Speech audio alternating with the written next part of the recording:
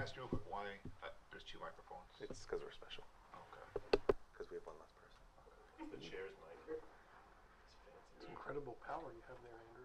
Not sure. It's a great microphone. Guys, what's going on?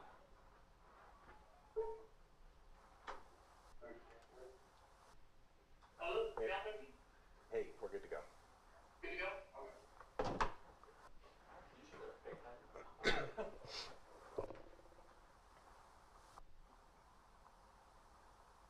Is the stream already started?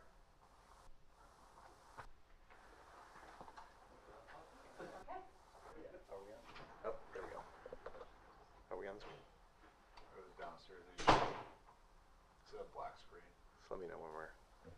There. Oh, there we go.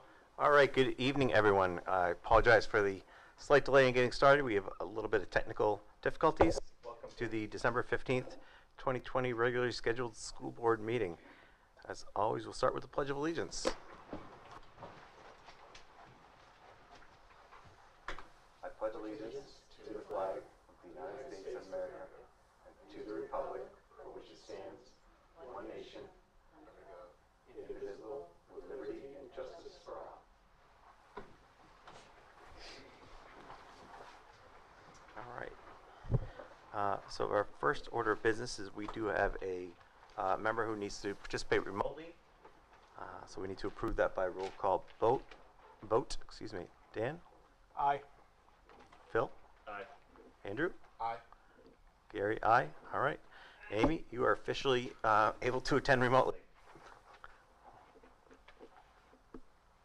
Does anyone have any board comments or committee updates they'd like to share? Phil, Ty, and I met for a policy meeting last week on Thursday. We talked about the question we had with the bidding requirements when it came to a security issue. Mm-hmm. And I don't know if you felt more comfortable sharing at that time now, or if you want to do that with your superintendent report this time. Basically, that they're going to maintain the policy as it is, but that there's a way they're able to do it by interviewing the An RFQ versus an RFP. I appreciate that. Yep. So they would do an interview as opposed to sending out the actual specifics. Did I get that correct? Yeah, it's a request for qualifications, so you're not actually putting a bid out, but getting the qualifications of the vendor that you can compare something, but don't have to like divulge secure information to anyone, to the whole mass Sure. of them until you've selected them. And once you do, you share the information and you build a project from there. But it protects the security of our system. Oh, While fantastic. maintaining an open bidding process. Right. So it's like The best of both worlds, or the best we can have. Of both best we worlds. can do. Yeah, perfect, cool. Well, Thank you. thank you guys for looking into that. I know it was an issue we were concerned with. So. And then there are some policies coming up that we'll be discussing as a board tonight. And then also Todd spent a lot of time with me mostly to talk about the volunteers and background checks, just to kind of calm my nerves. And I greatly appreciate that. And I especially appreciate not having to you rolling your eyes at me when I talk about a concern. So thank you for that. So. He has over 36 years of experience actually not doing that. Yeah, I can roll my eyes and you don't even know it. Yeah. As any other comments or committee reports? I'm sorry, I assumed you were concluded. I apologize. Yeah. Okay. All right, great. Moving right along, we'll go into the student representative report. Lila, Yeah, welcome back. I'm glad you're feeling better. thank you. First off, huge congratulations to our middle and high school band and choirs who held their winter concert yesterday. It was so successful that they actually had to bring out more chairs to see all the audience members. If you missed it, you can catch a recorded copy coming sometime in the coming weeks on, I think, the Channel 13 YouTube channel or website. Secondly, the National Honor Society is hosting their second annual Newmarket Snowman Building Competition. It's running from now until March 1st, so you have a lot of time. To enter, email pictures of your best snow creations to honorsociety@newmarket.k12.nh.us, and they'll be drawing local gift cards, so you'll have a chance to win. Big congratulations to our boys and girls varsity basketball teams who both won their most recent games. You can see the girls play next at 6 o'clock on the 20th right here at the high school, and the boys at 7 o'clock on the 21st over in Epping. And finally, huge good luck to our indoor track team who has their first meet of the season at 10 o'clock this Saturday at UNH. That's it for me. Great, thank you so much. I don't know, Todd, if we should compare performances. I think she maybe did a we'll better leave it- job. I I'm think she sorry. may have. I think she no may have. question. I did not do as well as she did filling in for her. So I Absolutely. give her credit. And actually, I do want to just echo something. Congratulations to the bands and choirs. It was a really nice event. You know, she's not wrong. It was definitely standing room only. You know, and actually led me to have some conversations with Dave Riley, our facilities director, to figure out how can we configure furniture better next time so that we can get more people in there. There had to have been 400 people, and that's a big crowd, which is exciting. It's a great thing to have. I think it just shows that the community is looking for things to get back into the schools and see what's going on. So it was really nice, and congratulations to the two teachers, Brett Hanscom and Alice and Tessier. Thank you. Wonderful job. So it's really cool. And actually, one of the neat things about the way we do it, because for the most part, the instrumental music program is largely the junior, senior high. So you actually, it's a continuum of the curriculum throughout the evening. So you see the 6th grade band, then you see the 7th and 8th grade band, then you see the high school, and you really get to see the development of our musicians over you know, a 6-7 year period. It's really kind of cool. So anyway, congratulations on that. I did want to comment about a couple of things. At the basketball game earlier this week, we did have an athlete get injured, and I don't want to get into details of it, but it did raise some questions around athletic trainer services. Obviously, we've talked about this a little over the course of this year. We don't have an athletic trainer right now, but it's not because we don't want an athletic trainer. It's because we haven't been able to hire one. So we are down an athletic trainer, which clearly does add a layer of complication at events.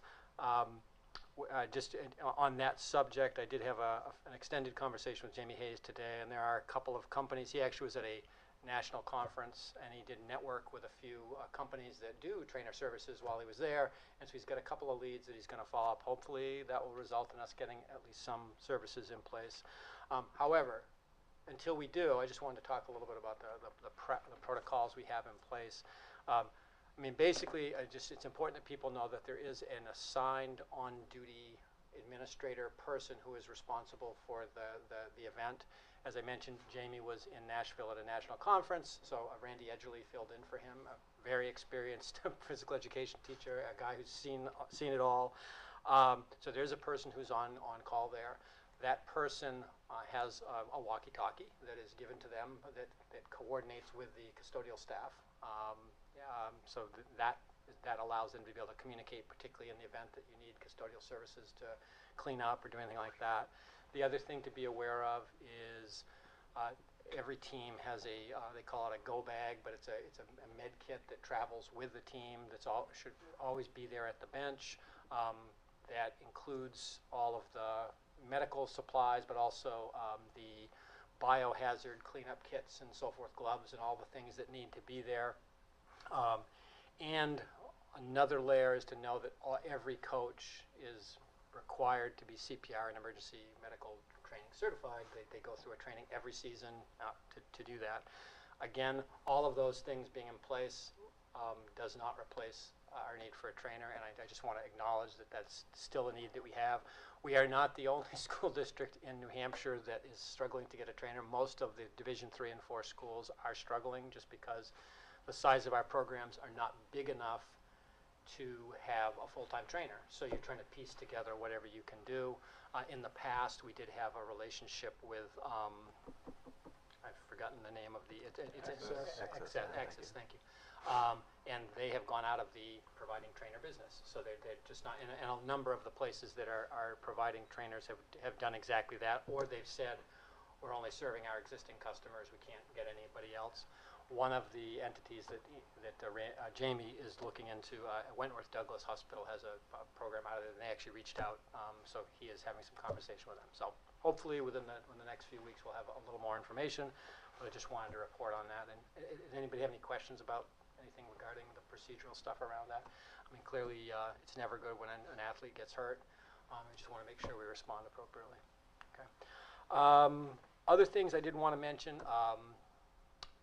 It's been a great year in terms of normalcy, but I did want to just acknowledge COVID is an issue in the world, but also flu and a few other issues we had at the. I've had Sean Pine on speed dial all week, and so I think on Tuesday there were 62 absent. This is students. 62 student absences on Tuesday. There were 76 student absences. And keep in mind, this is a school of about 450, so we're talking a very high percentage.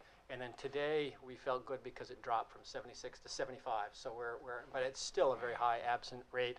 It's not COVID. There is some COVID mixed in there, but it's flu, it's respiratory stuff. It's just the nature of the beast, the time of year. At the junior senior high level, fortunately, it hasn't been quite that significant, but it's been fairly high. We've had roughly 45 to 50 student absences every day this week. I was at a meeting this morning with the regional superintendents, and I was just kind of polling everybody, like, is there a threshold where you get concerned about the attendance and you start to make a decision as to whether or not you should close school temporarily to work that out? And for the most part, the general consensus is that the issue is really more on the staffing side of the equation. If you can keep your schools open, the belief is we should do that, even if the numbers continue to drop, because even though, like, based on the numbers at the elementary school, we had roughly 15% of our kids absent on a given day, 85% of the kids were there. And so I think it's important to kind of keep that in mind as we go forward. So I just wanted to mention that. It's something we monitor every day. I can't say enough about Diane and Jen, the two nurses at our two schools, and how carefully they monitor things, how well they coordinate with families. So anyway, and again, I've said it before, but I do appreciate also the community's commitment to being conscientious about monitoring student health. And for every parent who has a kid with a stuffy nose and decides to keep them home, I thank you for that because it's when they get into school, it does unfortunately become an issue that we have to struggle with. So anyway, a couple of other things I wanted to mention. I had a great meeting today with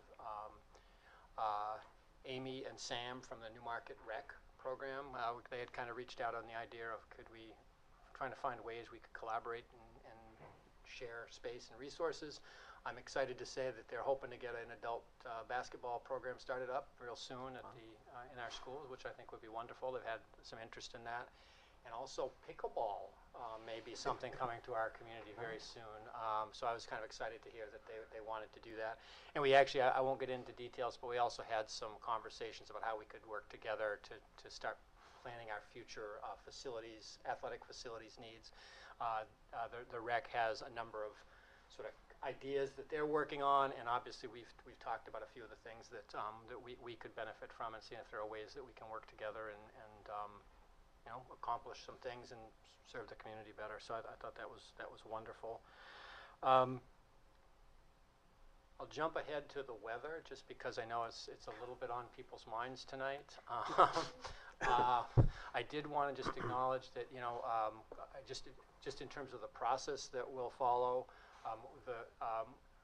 Tomorrow morning I will be up by 4:30. I will have communications with Rick Molaski, the Department of Public Works Director. He's great about monitoring the roads and telling me how things are out there in the world. It's been very interesting to me. I've lived the last 37 years in the town of Lee, but it's actually the weather line is actually more, so it is a different, believe it or not, 10 miles difference is quite different in terms of what the weather impacts are in a storm like coming tomorrow. So having Rick give me his expert advice is very helpful. Obviously, I will coordinate with Dave Riley, our facilities director, to make sure our facilities are good to go. I will talk with our bus people if needed. But the decision on whether or not school opens would be made at that point in the morning, and a message would go out on Blackboard by 6 o'clock in the morning. And also will go on WMUR. And with Blackboard, there's also a text message and a voicemail if you've given us your text and or voicemail numbers. But just not to be Debbie Downer, I really think that we're going to just have rain tomorrow. So people, if you're hoping for no school, get ready, it's coming. So I don't think that's going to happen tomorrow. If you need someone in town to put their foot out the door and check, Andrew, mention he's available. Okay. I did want to take a minute to talk about the hoax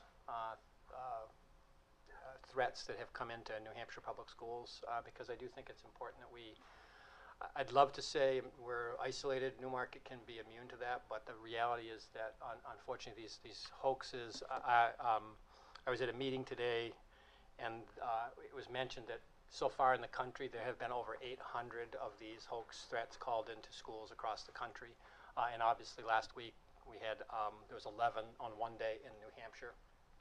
So clearly these hoaxes are out there.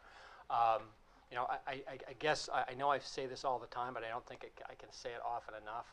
The Newmarket PD is amazing and responsive, and every time an issue comes up, it's not 3 minutes before Chief Jordan is standing in the school, you know, helping coordinate and help us make the right decisions for our schools.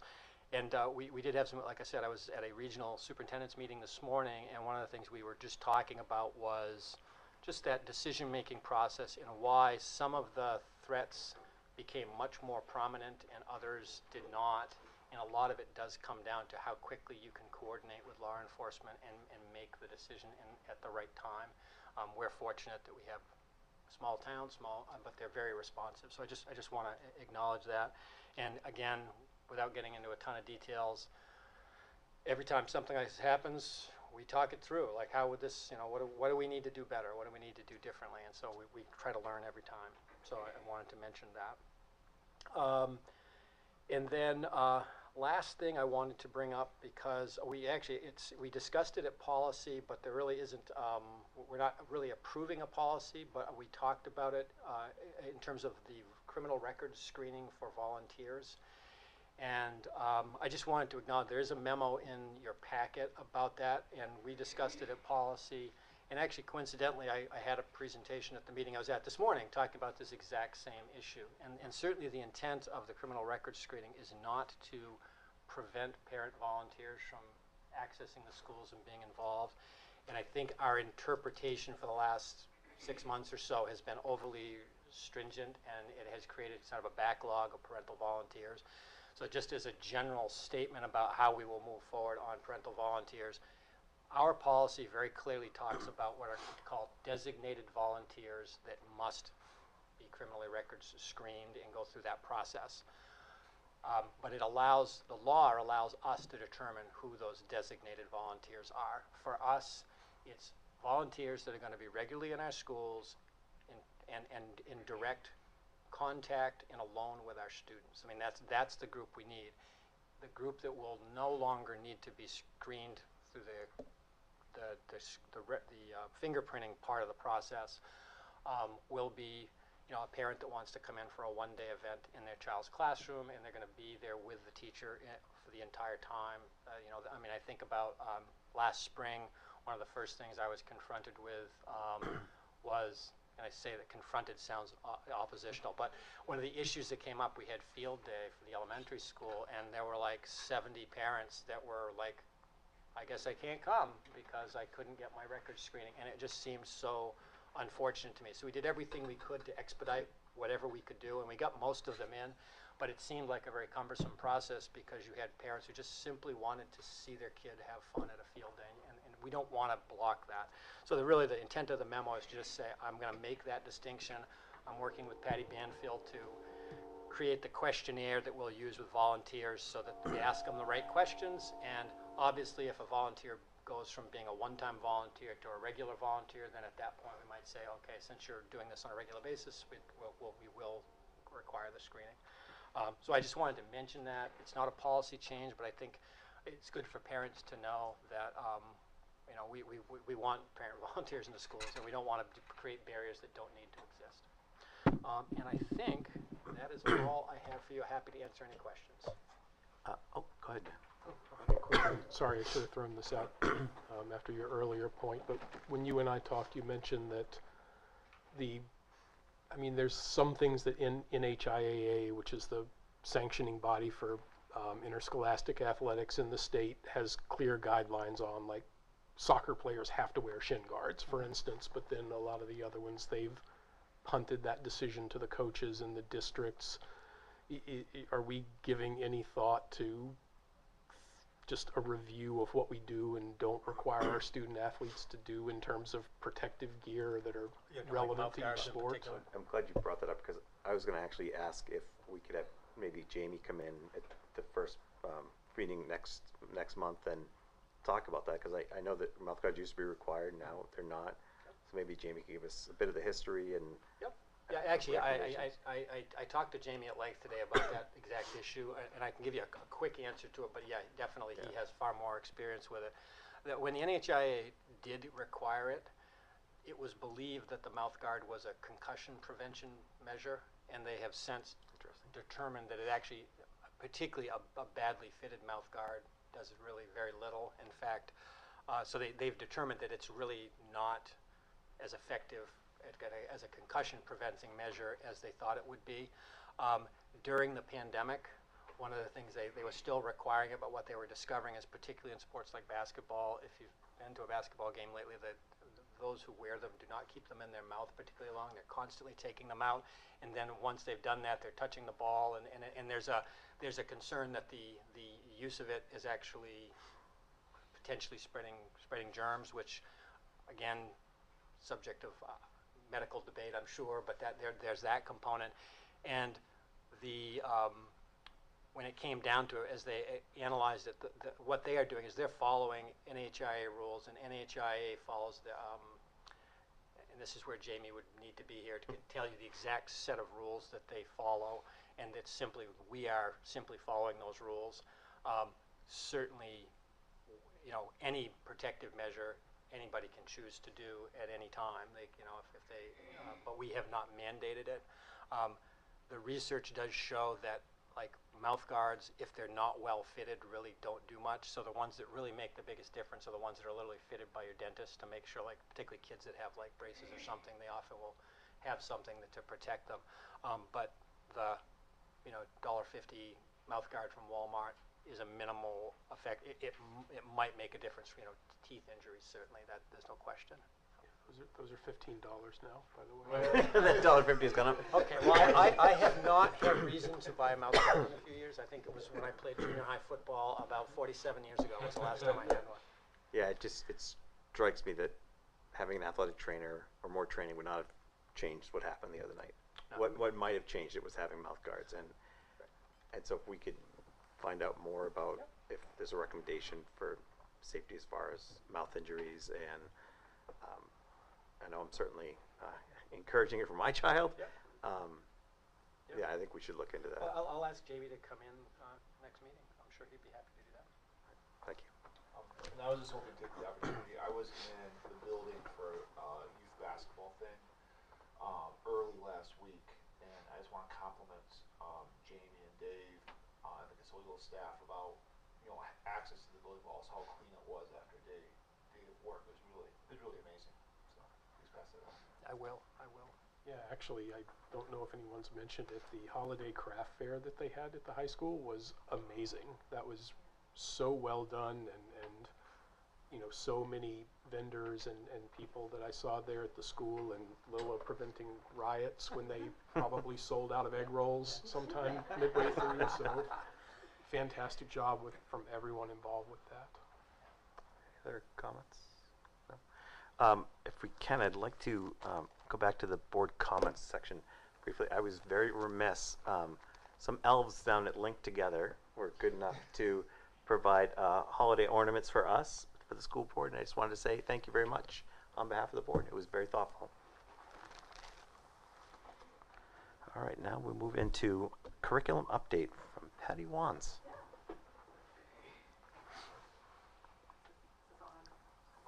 I assume so.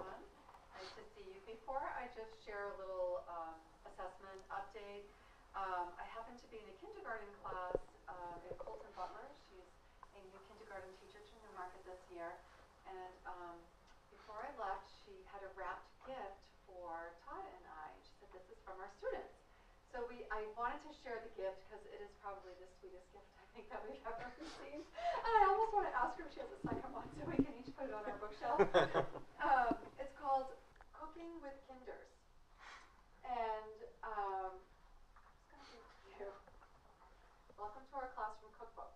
This year we really enjoyed learning about our super kids Cass, who loves to cook. Since Cass had her own cookbook, our class decided to make one of our own. In this cookbook, you will find word-for-word recipes from our amazing kindergarten chefs. You will also see some beautiful artwork picturing the foods students chose for their favorite recipes. We hope you enjoy. I'm just going to read two of them to you because they're incredibly sweet. So this is, I'll keep the child's name, but it's flip-flopping fish. Servings, like 7. Prep time, I think 5 seconds. Cook time, 5 seconds. Costs, $5 and $10. Ingredients, I think pepper, dough, breadcrumbs because that's how Pop makes it. Where do you buy? Store. Here are the instructions. First, you cook it and cook it in the oven. Add some breadcrumbs, and that's all how you make it. You just take it out of the oven and serve. And there's a lovely picture of the fish. And I'm just going to share one more. This is a summertime soup that's not spicy with no spicy chicken. And the servings are about 10. The prep time is 100 minutes. Ooh. And the cook time is 100 minutes. And it costs $5. And the ingredients are sugar, chicken broth, and vegetables.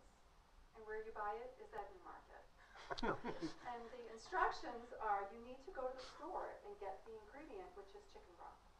And then you need to get some other vegetables. And then stir it for a little bit. Then stir. And then it's done. And then you eat it. Those both sound So delicious. it is the sweetest cook from Miss Butler's just very sweet kindergarten class. And what a treasure. I love it. Anyway, I had to share that with you. Thank you. Okay, so I'm going to share my screen from my computer.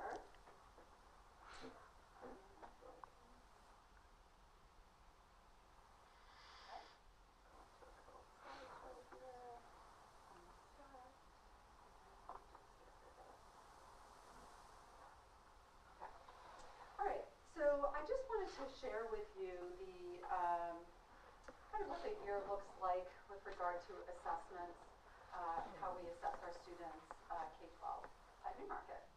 And so you'll see universal screeners for reading and mathematics. It wasn't. Was it? Apparently it was Wasn't not sure. on. I apologize. I almost feel like I should read the cookbook again. I won't. Okay. Anyway, so a universal screener is when we just screen all students in reading and mathematics. Okay. So I wanted to share with you the testing schedule. So with screeners, we like to administer what we call or create benchmarks, meaning we want to screen students 3 times a year so that we can then look at the progress that students are making or if they're not making and what we can do as a result of that. So I started with the elementary school, and they start with NWEA in grades 1 to 5 in the fall in both reading and math. After the winter break, mid-January or so, we will assess the students again at the elementary school in both reading and math. And so I will be coming back to the board late January to share those progress results with you. And then in the spring, the students, there are 2 assessments actually. And again, we want the spring data from NWEA. And then we also administer our state assessment, which is the New Hampshire SAS, the state assessment system. And that is administered to grades 3 through 8 in reading and math. And also, I don't know if you can see it or not, but it's also for 8th graders science. Students are assessed, I'm sorry, in 4th and 8th grade in science as well for our state assessment. Then for the junior high or middle school, let's call, grades 6 through 8, they also use the NWEA to assess in reading and math to get that fall benchmark. But we also go a little bit deeper. We also assess our Algebra 1, Algebra 2, and Geometry students through the high school. And as you know, we have 8th graders in Algebra 1. And what's nice about the NEWA is that now they have content-specific assessments, which is fairly new. And so we can dig right into algebra rather than give the 6+, they call it, assessment for math. And then in the middle school, at the winter benchmark, they'll be assessed again. So those dates are after the holiday, mid-January or so. And then in the spring, you can see there's a lot going on. We have our spring assessments for NEWA for grades 6 to 8 in reading and math, and then including Algebra 1, 2, and geometry. Then there's the SAS assessments for grades 6 through 8 for reading and math. And I missed 4th grade, sorry about that. 4th grade for science. I think that was up in the elementary. But we have our grade 8 and grade 11 for science for our New Hampshire statewide assessment. And then moving more toward the high school, we take in the fall the PSATs for grades 10 and 11. And then in the spring, we have a host of our AP exams for our students who are in those AP classes, and then SATs for our 11th grade students. So that's what the assessment year looks like. So what I have here is I can share some results with you from the fall assessment so that when I come back in mid-late January, then I can show those comparison scores for you and where our students are falling. So as you can see here, I tried to use colors to help. So we look at assessment data, we use the term percentile. And when you think percentile, it's not percent, but percentile, when you see 50th percentile, I would always explain it to parents as think of 50th as right average, right on dead in the middle. So if you're above the 50th percentile, it's at an average, above average. Below the 50th percentile, it might be more low average to below. So that's how the scores are divided. So that 1st to 20th percentile, then that percent is the percent of students in grade 1. So then you can see the percent of students scoring between the 21st and 40th percentile. Then you have in the green that 41st to 60th. So we're at that, low average to average. And then, I know that block is in the way, but what that says is above the 61st percentile. So the purple score is the percent of students scoring above the 61st percentile to the 99th percentile. So that's 45% of our first graders. So if you go down, you can see for each grade level, 1 through 5. Patty, what Yes. what standard sets the percentiles? Is it state, national? Nationally normed. So Okay. for NWEA, they're nationally normed. And they, every few years, they'll readjust those national norms. So, can I follow on that? So, there's a national norm for grade 1 reading. It's been established however many years ago. With a lot of metrics and the psychometricians or at NWEA do that.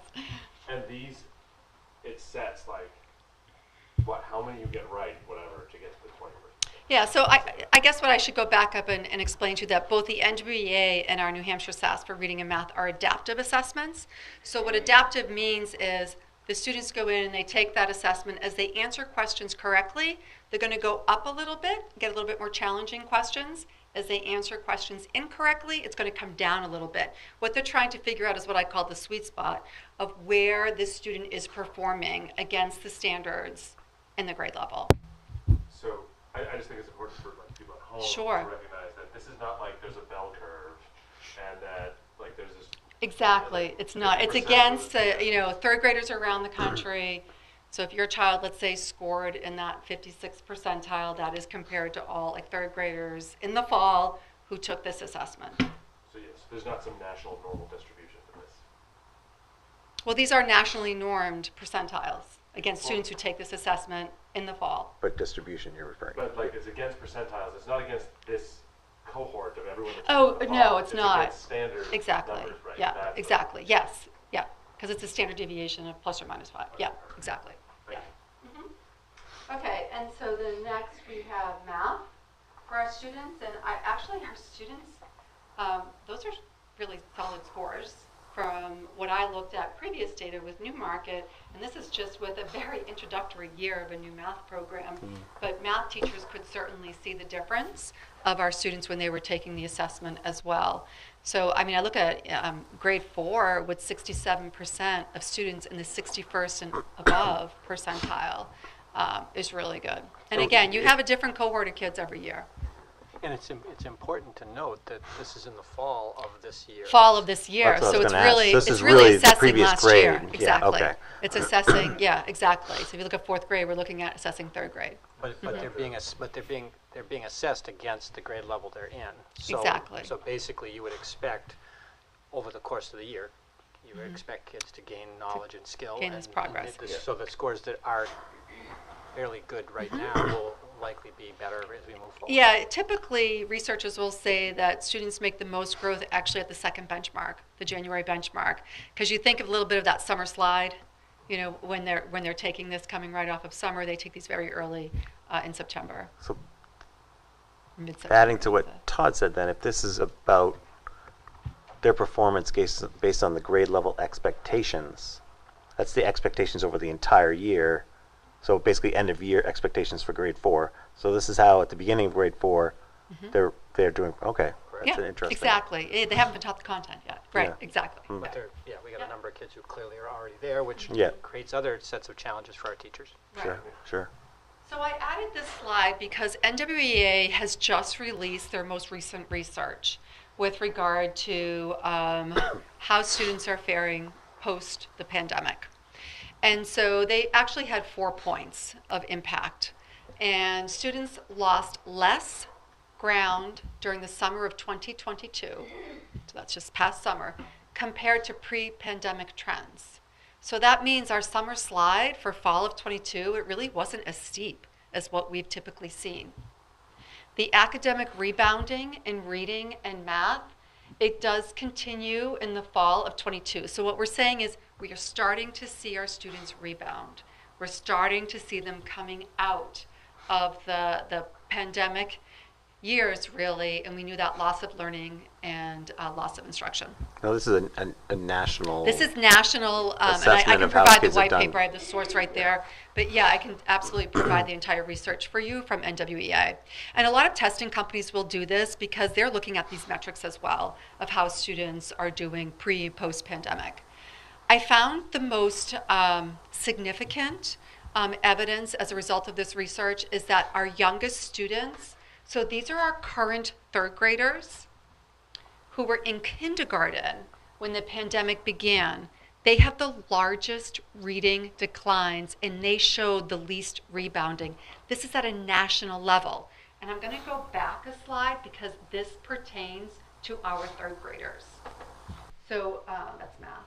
Okay, look at our current third graders at 49% and the 61st to 61st and above percentile.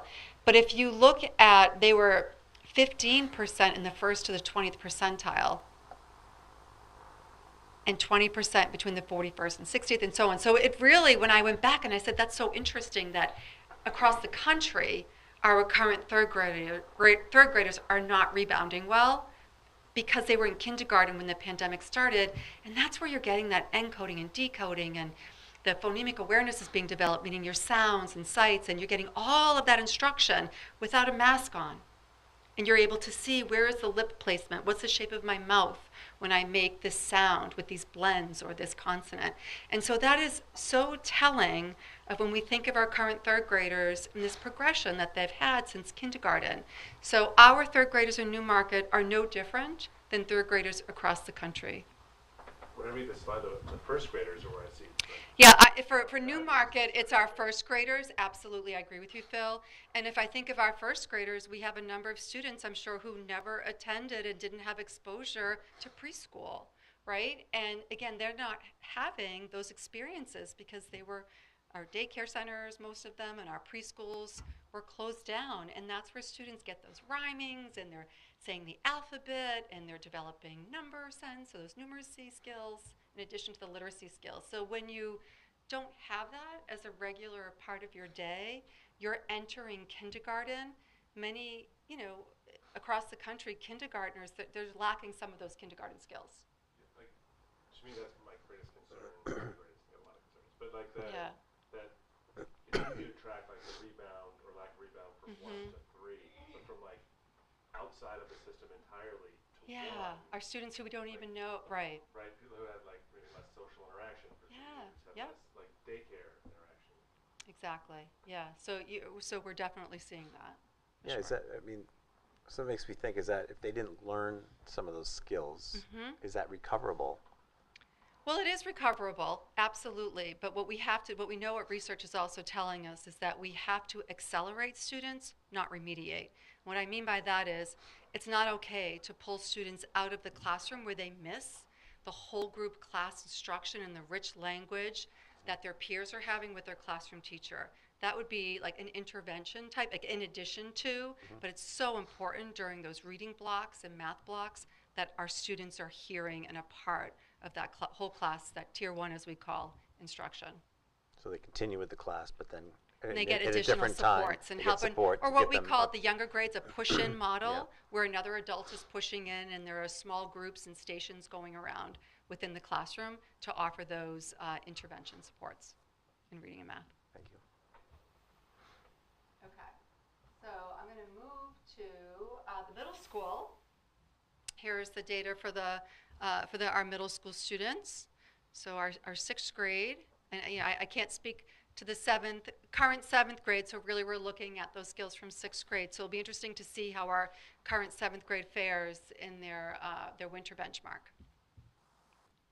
And then math, you'll see, again, that seventh grade, the current seventh grade class. Their scores are a little bit out of the range compared to sixth and eighth grade. So we'll have to see where their progress is come mid-January. And I don't know how to, it seems more than a little out of range. I mean, is this, well, But again, nationally- we can't compare grades to grades because the students Yeah. are different, the cohort Sure, or yeah, the of makeup course. of the students. And so that's the data that we dig into and looking at that and providing interventions for our students as well. so comparatively nationally, where are seventh graders throughout the country and the state percentile range distribution? Well, the New Hampshire SAS can give us that because the New Hampshire SAS will give us that state average. Again, this is ANIWA, which is another universal screener, so I don't have. Sure. This was just compared to students across the country But we could track that who take that. in our NEWA data. We certainly could. I could take this class and follow them actually from third grade. I could certainly do that. I can write that note down Something like when I was if we're interested in that class. occurred to me is like how are we tracking cohorts over time? How are we like And we are able to do that through our statewide Right. assessment system. and how is this compared to like this is post COVID, right? This is like how's this compared to during and pre Yeah. numbers? Like I see like I'm happy that like we're well over 50% in the 41% and up. That's great.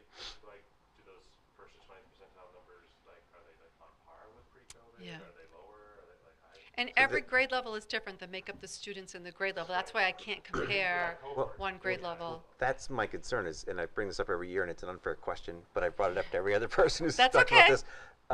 So to be consistent, Sure. that's my concern is, okay, so my son happened to, be in a grade with a cohort of 10 people, or 20 people rather, and the next year it reduced to 15. Now, those aren't the exact numbers, obviously. Yeah. Because a lot of, I think, some of the higher learners had gone to a different school. During the So, pandemic. During the pandemic. Yeah. So we're not really comparing the same cohort throughout time. True. Unless we're comparing only those True. kids who are If our consistently. enrollment decreased. Exactly. And during that's the my pandemic. problem is how do we handle that? How do we ensure that we're looking at numbers and a 5-person swing actually impacts the data. well, that's just it. So if we only looked at the kids who were in Newmarket schools from first grade through 10th grade, then So- that would be a good comparison. You have to like Yeah. I don't know how you do that. Well, the testing count, the number of students who were assessed. So Yeah. you could see it. It does give us a number of students who are assessed. So if there were 55 students assessed for this current grade 7 in 6th grade, and then let's say there's 55 students in 7th grade right now, but there were 75 students when they were 6th graders, like we can follow that over time That's- and see the yeah. number of students assessed and then look at where the students are falling as But well. even if we're looking at the number of It makes students, unless some- we're looking at the individual people assessed as a cohort, right? You're thinking like almost like a path dependent, Well, you're following the class. Yeah, I mean, Yeah. you'd have to use the same 10 kids or whatever. you want to clean out any data that has incomplete fields along the way. Exactly. And like Yeah. I was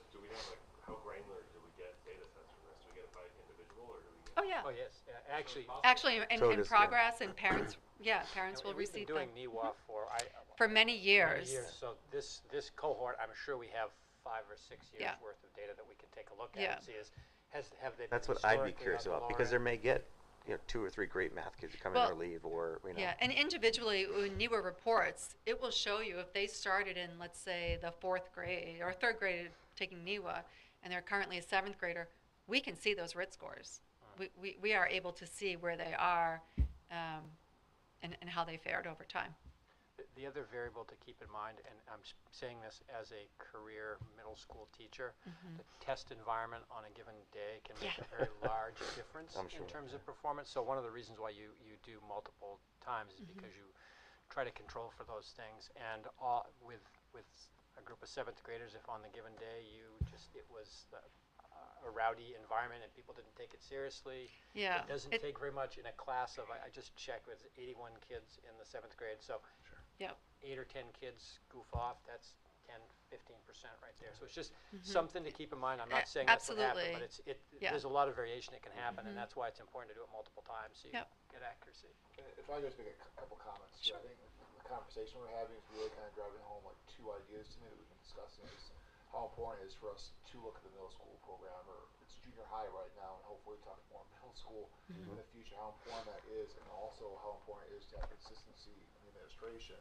So when we do have questions about like a class, like this grade 7 class, someone has their eye on the ball here to figure out what's going on. So, Yeah, and that may be the norm for nationally for that grade 7, right? I mean, I don't know, but it definitely pops out at you. yeah. Oh no. It does. Yep. Okay. And then next I have, just to get some data for our Algebra 1, Geometry, Algebra 2. And again, this is for our Algebra 1, I just gave the grade 9, but there are some kids in Algebra 1 from grade 10 and 11, and because there's so few students, I didn't want to like out any, or give confidential information, so there were more students in grade 9, so I'm just giving you grade 9. That was my question. The same There's with grade 10. Decent sized cohort of 9th grade in geometry right now. Is what's represented here? I don't have the numbers of students, but for grade 9, Algebra 1, when we were looking at it, it's about 45, oh God, I think it was around 45 or so. And then grade 10, again, there were some grade 9 students in geometry, so it was this mixture of students, and we had some grade 11 students in geometry, so I didn't want to break it down geometry by the grade, because But I mean, so that line that says grade 10 geometry, is that everyone who's in geometry, regardless of which grade? No, it's just grade 10. I'm Okay, just reporting on the 10th graders because they were the largest cohort. Okay. And obviously, I think where you're alluding is like some of our advanced math students are in algebra in 8th grade, so they're in geometry in freshman year, then they're Exactly. So yeah, there is that. Yeah. At some point, I think there were 8 or 9 maybe current 9th graders in geometry, and they did very, very well. They're in the 61st. It's almost like it's 2023 kids geometry who happen to be in You've geometry. introduced a little bit of a bias just by Yeah. virtue of how you're grouping it. Yeah. But Yeah, exactly. And then our Algebra 2 for both grade 11 and grade 12 are students there, which are pretty fairly consistent. I'm interested in the geometry because geometry is typically one of those areas, domains of mathematics where in the past, I think before we had a math program, it was like, oh, we'll get to geometry in the spring. And Newmarket's not alone. Other districts where I've taught in, it's been the same, where you just kind of wait till the spring for geometry. And typically, teachers are teaching geometry when they're administering the New Hampshire SAS. And that's a lot of times why those geometry scores are lower than the other domains in mathematics. Now what we're seeing in our math programs is that geometry, we're not waiting till spring with geometry, that it's filtered throughout and it's always cycling back. So I really feel strongly that those scores are going to start to shift in geometry. the other thing with geometry, I know from college a lot of people who are very good at math, people who are very good at algebraic and calculus often struggle with geometry. Yeah. It's just a very different It's a different way of thinking, structure. right? Yeah. Different way of thinking. I guess looking at some of this data, like for instance, grade 6 proficiency in reading above 61%, is 69%. And that's the fall. So they've already So- mastered the entire grade in yeah. essence. So So it's pretty if it- amazing when you think of it in that context, some of the Right. numbers that we're seeing. Exactly. So that's why, well, and I believe that's why this district has a new math program, because when you're looking at your reading scores here and your math scores are down here, you're saying, that's a disconnect.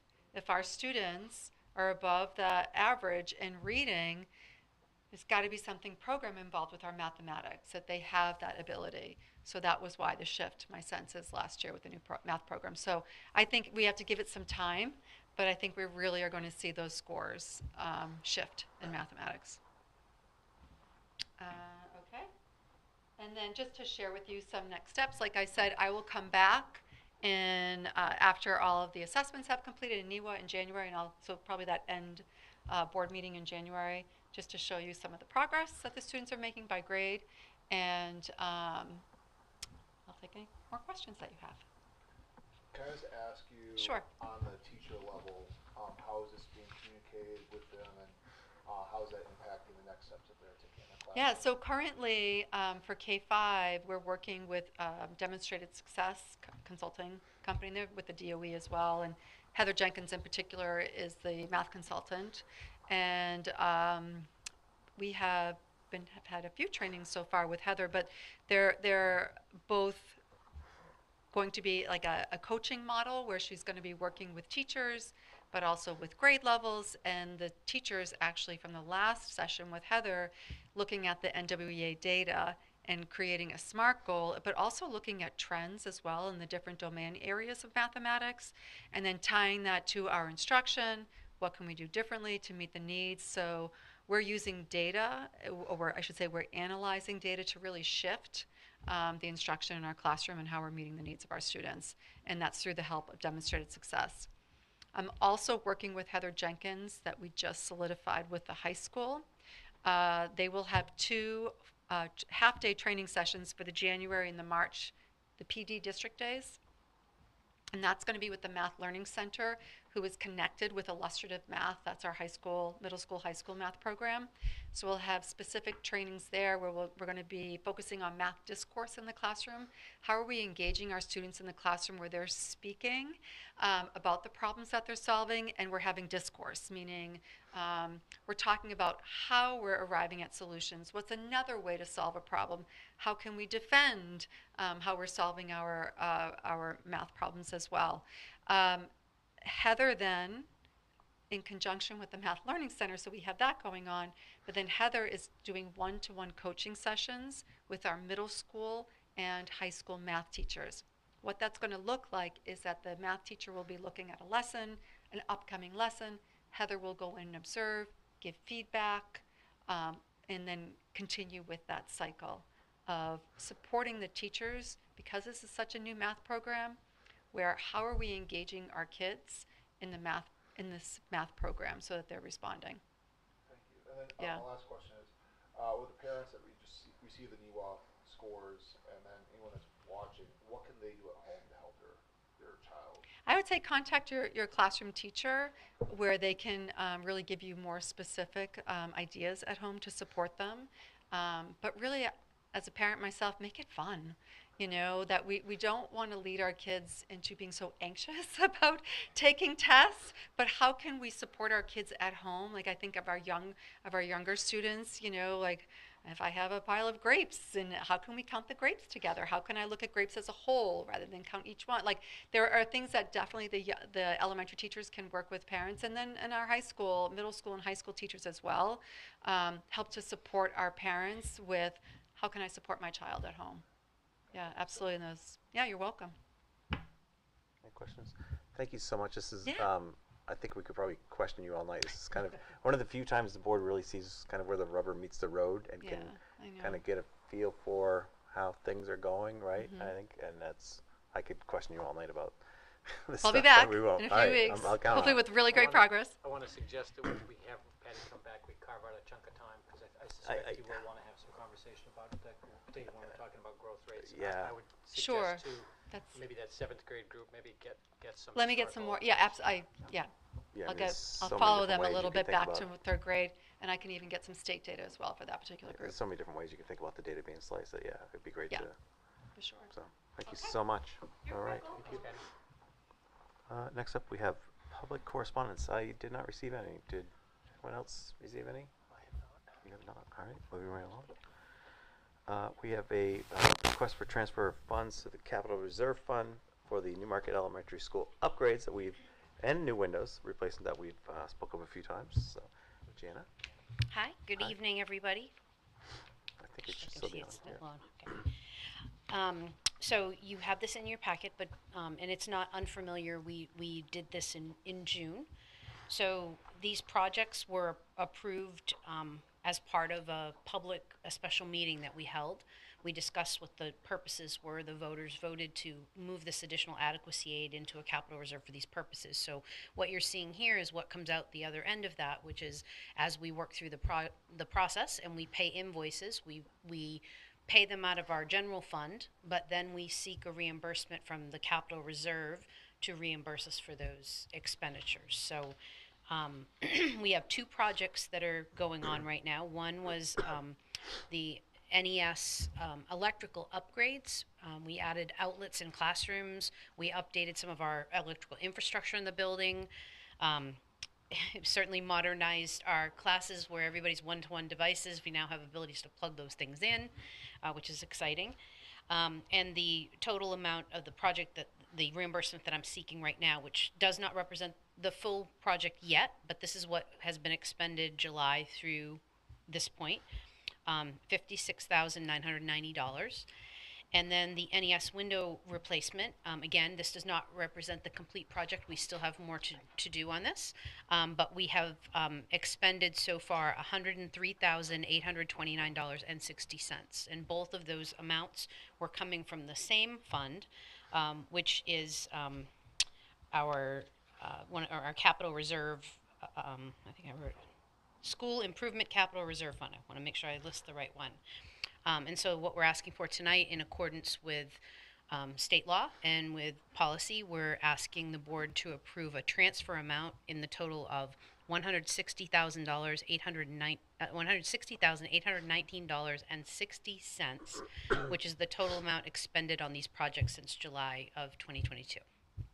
And basically for, I guess, for the newer folks and folks at home, trust funds, when they're set up, the legislative body, the people, the voters, basically name someone by default as trustees, and that's the board. So we're just, as trustees, one of our jobs.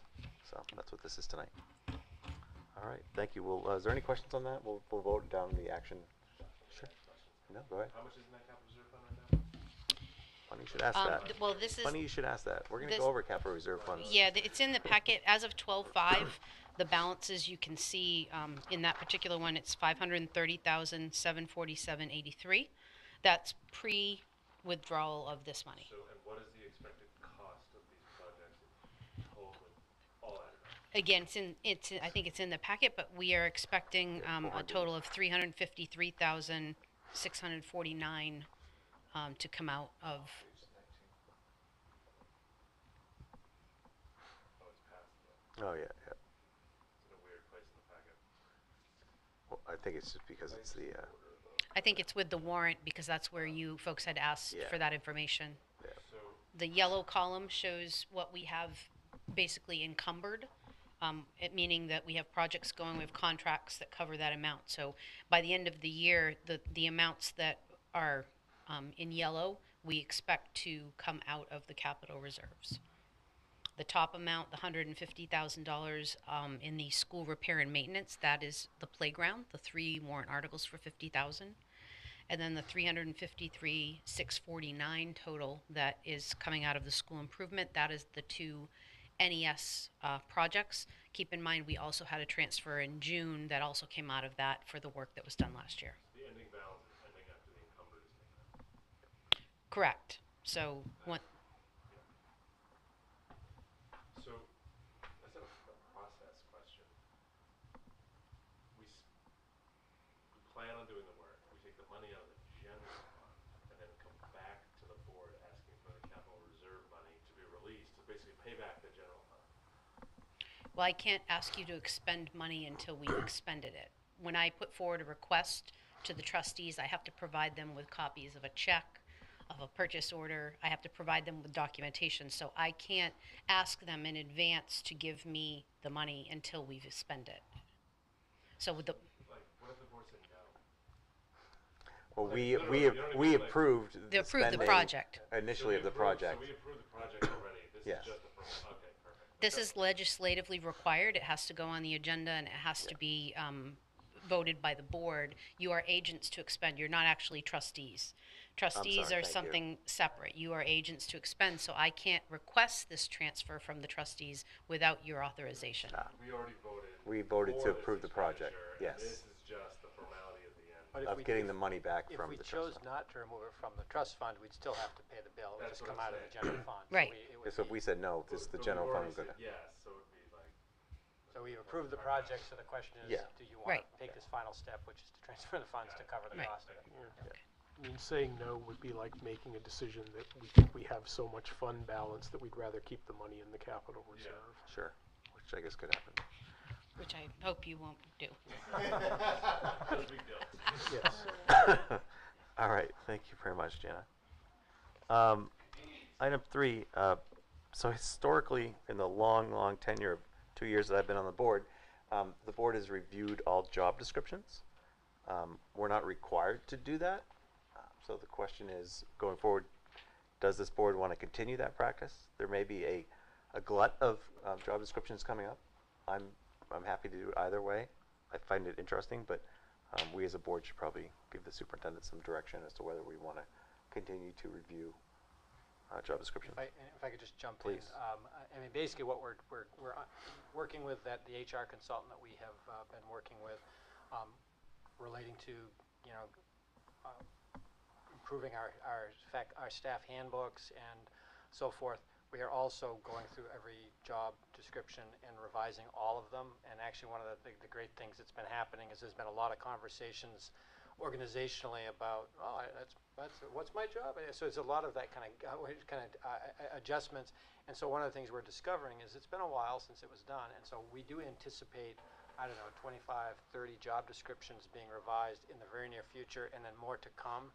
And I guess it's more a question of, do you want, based on past practice, every time we've done one, it's been brought to you, but I don't think we've done it in the volume that we're talking about. And I certainly think it's important that you know about those changes. I guess it's a question of, do you want to be involved in an approval process of them? Because it's not required by policy, but apparently that's been a past practice. I mean, I think it's good that we're looking at the job descriptions and trying to tailor them better and make them clear. Personally, I am wholly unqualified to contribute to this conversation. So I feel like a layer deeper than a board would need to get, right? Like, board structure conversation. I do think the board should have like a conversation about this, saying job descriptions feels like a layer beneath that like. Yeah, whether someone has to lift, Ship, not paint the oars, you know yeah, what I mean? Like, whether someone has to lift 10 pounds or 25 pounds, yeah, I don't really have any particular, yeah, I agree. I definitely agree. To play devil's advocate, I was in a situation in one district where like the teacher's job description was completely rewritten. To the circumstance that it got to like the union started to have issues and bring those before the SAU, and then of course that brought in the union reps on the board. I don't know at what point, like we as a board need to be aware that a change that big that may cause issues that the union could come up with.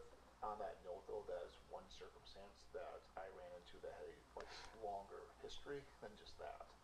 I think if there's a recourse for them, it sounds like there was, and I'm less concerned. But typically, the job description is simply the expectations of the position.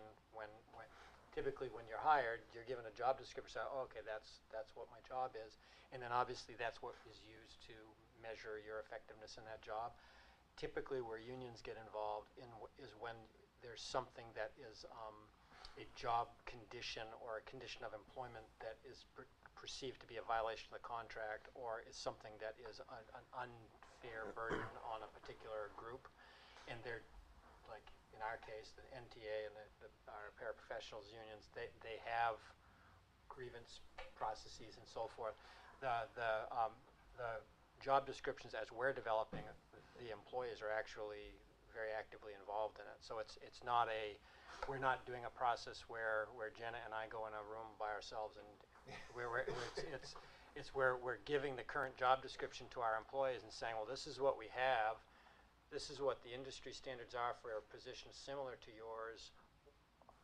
How do these things match up? And we're trying to make sure that what we're asking of people, number one, is reasonable, that it's that it helps them to understand their duties, and then when we are providing supervisory feedback, we're targeting the right things. And I think one of the things that's been interesting to me, just in terms of teacher job descriptions, there's like one generic job description for all teachers, and it's Interesting. It applies to psychologists, it applies to counselors, it applies to art teachers, it applies to third grade teachers, but it doesn't apply. It's just that's then the practice. But what we need to do is we need to have, okay, well, what is the role of a third grade teacher, and let's define that, because it is different than the role of the school psychologist, and what are the expectations. So it's a lot of those kind of conversations that we're kind of having, and frankly, everybody has been sort of like, good, I'm glad to have some clarity around what I do, because they have not had in recent years an updated version of it. So the day-to-day of a first grade teacher versus an 11th grade teacher is different? Is that what you? Sure is. So you don't have to help kids change their mittens or whatever. Wow. Okay. I don't think Interesting. in 11th grade they have to have mitten assistants, right? Not that Some often. of us. Some of them. Yeah. Amy, did you? You've been awfully quiet, and I apologize. I hope you haven't been trying to chime in. But do you have any thoughts on the issue? Well, personally, I don't feel comfortable. Oh, I'm sorry, Amy. You cut out. Amy, we can't hear you. If you can hear us. What we've got here is failure to communicate. I can review them, but as far as approving them, I'm not sure I'm qualified for that. So I absolutely agree. So paraphrasing, I think what we may have heard is she'd be interested in reviewing them but not approving. Is that Okay. is the rest? Being aware that the work is happening is like more important to me than that's just me, right? Like knowing, hey, we're going through and like taking the one job description and making it more like salient to each specific role. Like that's I think important for us to know. Knowing what's in each of those is less stuff. Yeah, I'm very comfortable with that. Okay. I don't think it was ever voted on that we do it, so I don't think it needs to be voted on that we don't do it. So then that would. With item that, we 4. can strike. Well, we can do item 4, but strike action item Yeah. 2. I believe would be probably the outcome we decided on. Sure. Do you want to just touch the job description? Do you want to come up and just talk about the job description for the ballistics position? So hello again. As you know, last week you accepted a resignation from our accountant, and we certainly wish her well. She's moving on to a great opportunity. But there has always, as Todd has alluded to, there's always kind of been a like, hey, what is my job description? Because we've had job descriptions, but we have you can almost, they're like an archaeological dig. It depends on when they were crafted. Like they have an entirely different format than the person sitting next to you. And what we discovered in looking at Melissa's job description as we were looking to hire was that it was very duplicitous in certain areas, meaning that when I looked at my job description, I had the same thing in my job description that was in the accountant job description, which, as you know, that's never good. You should always have kind of clearly defined roles. So this is really a kind of a cleaning up process, but like Todd alluded to, this may not be the final be-all and end-all even for this position, because we have had staff do personnel assessment questionnaires. We actually sent them out with their job description. We had them give us responses. What percentage of your time do you do this? What do you do that? So that's all with our consultant right now, and we have kind of chosen a format, but we haven't gotten those things back. So there may be some tweaks further beyond this, but we took out the pieces that were duplicitous, so that's why it's here in front of you. And this one in particular is valuable because we need to advertise the position. Yeah. And we want to be able to use an accurate job description for the current position. Right. Great, thank you so much. Does anyone have any questions on that job description? All right, super. So next up is the 2023-24 warrant. We've talked about it a few times. I will point out that this needs to be approved by the 21st. So unless we would like to meet again, we'll need to make a final decision tonight. The trust fund spreadsheet that Jana put together for you was really an attempt to try to put some structure around our conversation tonight. I know we had some conversations about what was in the various trust funds as we were discussing it. And I know one of the issues, and probably the biggest one to decide, is whether or not we want to go forward with Article 7, which is to create another trust fund. Just my 2 cents. I think there's not enough unanimity so far. My feelings will not be hurt if we decide we don't want Article 7, but we would need to make that decision tonight so we can remove it from the warrant. So anyway, the data here gives you the idea of what's in the various funds. There are a number of places in the warrant that we deal with various trust funds, and I don't know if you have any questions regarding either the current state of the warrant or anything to do with trust funds. This is gonna show my ignorance, but like when it says that you're gonna raise X number of dollars for the trust fund, but it doesn't raise the tax rates, where does that money come from? It's coming from the year-end fund balance. I mean, it's money that has already been collected. It's just a question of taking it from the year-end fund balance and putting it in the So fund. if the voters approved us to transfer 160,000, but there was only 100,000 at the end of the year, then it would be 100,000 that would go in. Okay, and if this is not put in the trust fund for whatever reason, it would go back to the taxpayers? Correct. Anything that we do not use by the end of the year, it goes back to the taxpayers in the form of tax relief. Just a mechanical question. So we've got 2 warrants on here, one for 162, one for 50, that would be funded out of fund balance. If there was less than 212 in fund balance, what's Yeah. the waterfall? Which one gets funded first? Or do they prorate? Order their own. Oh, Okay. interesting. That's why you always put your opera dame on top. Oh, Good. good to know. I did not know that. That's good to know. Now we know. So, last meeting, I was inclined to strike Article 5 and 7, just because of the overall budget and concerns with the taxpayers. That being said, seeing that the school improvement capital reserve fund will have a balance of 177,000 at the end of all the expenditures, I'm a little less inclined to do that. I'm not sure. There's 177,000. What is the plan with that capital reserve fund? Yeah, you're right. That's the question, right? As of right now, there isn't one. Right, so we'd be adding money to a capital reserve fund that has 177K, Yeah. that 162K to that we don't really have a plan to use. I'm not saying that we couldn't come up with one, like a bad. Well, no. But if it, there isn't one. and as long as we're sure that it can't be used for anything, I'm more For inclined any to kind say of bump repair. 7 up. Yeah, I mean, number 7 has a clearly elucidated purpose that makes a great deal of sense. To be perfectly honest, based on what happens with benefits, number 5, again, if we said, you know what, over the course of the next 3 years, we're going to spend $300,000 on this, and this, and they were all worthy projects that people would broadly say, yeah, that makes sense, I'd have no objection to it, but we don't have that. well, do we? Should we I- ask? do we? should- I- I don't I know. mean, Should I'm we ask the asking, superintendent? nobody's to- or- suffering. I think we're in Yeah. the process of trying to sort that out. I would be getting way out ahead of myself if I say, I mean, I can certainly give you my personal wish list, but that is not what this is about. So I think there are things we need to determine.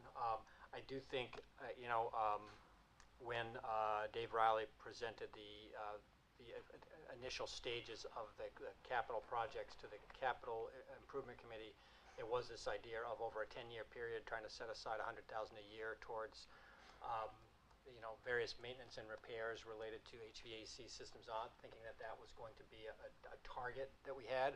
But again, we're still waiting for us to have that mapped out to say, is that the exact number? And this fund couldn't be used for that anyways. That was the maintenance repairs fund.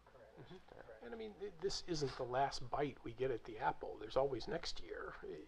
The fact that we don't do it this year doesn't, I don't perceive that there's some unique opportunity we're missing here. Well, let's make sure. I just wanted to correct what you said. The 162,000 could be used for repairs and maintenance. It's the way the warrant was written at the time. And if you look, I'm not sure if the purposes are written here, but what I can tell you is that one article has repair, expansion, maintenance, furnish, equip. It has all sorts of things in that particular fund that we were looking to put it in. So it can be used for repairs. You also have a repair and maintenance fund. Which still has we 500,000 we at do. the end of the spending. We do. They're both, but they both have a purpose that was approved by the voters that includes repair and maintenance. So there's an overlap purpose in those two funds. Okay. Yes. Not entirely, but like that. Well, as I explained last time, the reason that second fund got created was because we were trying to put money in that we had and couldn't spend because of COVID for furniture. We had no fund that we could do that.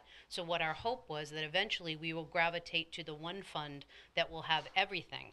But we couldn't go back and rewrite what was voted for the first. So right now, but repair and maintenance is covered by both of those funds technically right now.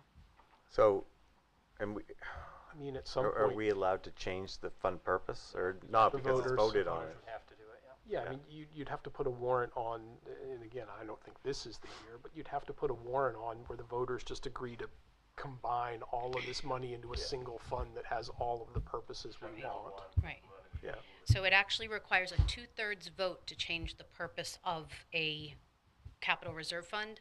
It only requires 50% vote to disband that capital reserve fund, and only requires 50% to move the money into 51, I assume. yeah, well, yeah. 50 point. 50.000. Majority vote Yeah, to move majority, it into another fund. So Okay, thank you. a lot of times people choose not to change the purpose of the account because it's harder to do that, and rather than approaching it that way, you take the money back into the general fund and then create an account that does what you want it to do and have people vote on the specificity of that account.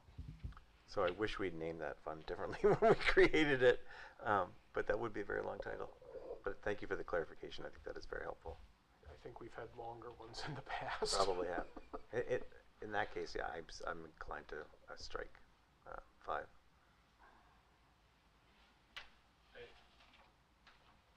It's hard for me because I value capital reserve funds. I value Oh, yeah. deeply the idea of like saving money over time for the work we want to get done. And if we didn't have any, And it would be a different story, right? yeah, it's hard for me to say, yeah, let's put it in there without any like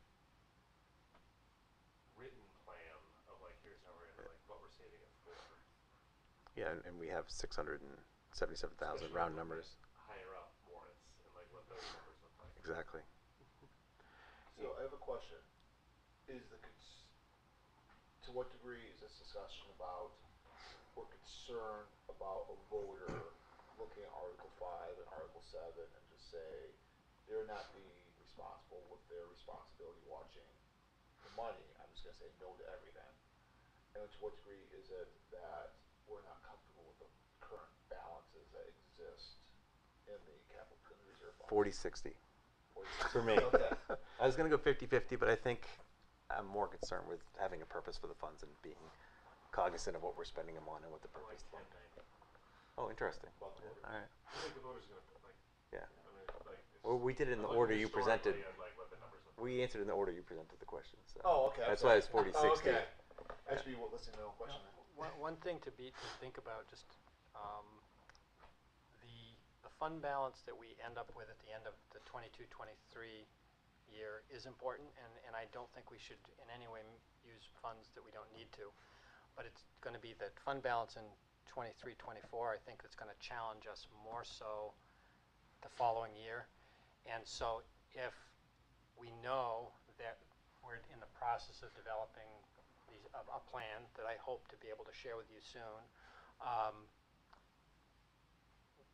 it might make more sense to put the money in now, knowing that next year we probably are going to be in a position, Jan, does that seem like a logical notion? Because next year's will be a bigger challenge to us, I think, because we have a tighter budget, our state revenues are lower, and I think one of the things that I fear happening is the tighter you manage your fund balance and people get used to the idea of, oh yeah, there's going to be $500,000 or whatever it is, that goes into tax relief, and it has the potential to spike us more so in the 24-25 year. I don't think the voters are as aware of that as we are. But I'm just saying you are. Feel it. They'll feel Yeah. the spike. But you Oh, are. they'll And definitely feel it, but And yeah. I think the logic of, if the money exists now, it might make more sense to do it now than to potentially put us in a situation next year when we do have everything mapped out. No, it's a great point. I'm just thinking that it would eat into the fund balance. Would you buy? I think that's very well stated. 23-24 is going to be a very different animal for us because it's really coming back to what is a norm, but we're also facing a lot of economic variables that we didn't have pre-COVID. So it is out of the 2 years, that is one, and the state funding formula changed. But one nuance I do want to point out is that the reason that 110,000 is so strange is that's actually interest that was earned on the bond fund. So when we disband the bond fund, we can't spend that money for anything. We can only spend the principal. So that money would come back to the voters. So if we don't do something different with that money, in addition to what we have for our fund balance for our regular operating budget, this will also be something that we have a one crack at the apple to purpose it for something else. Otherwise, if it's your pleasure, it goes back and adds to our fund balance. So I just want to make that distinction because it's likely that that fund will be exhausted, if not this year, then over the summer, because we're working on that courtyard and we are moving forward with that. And that is the last project for the bond fund.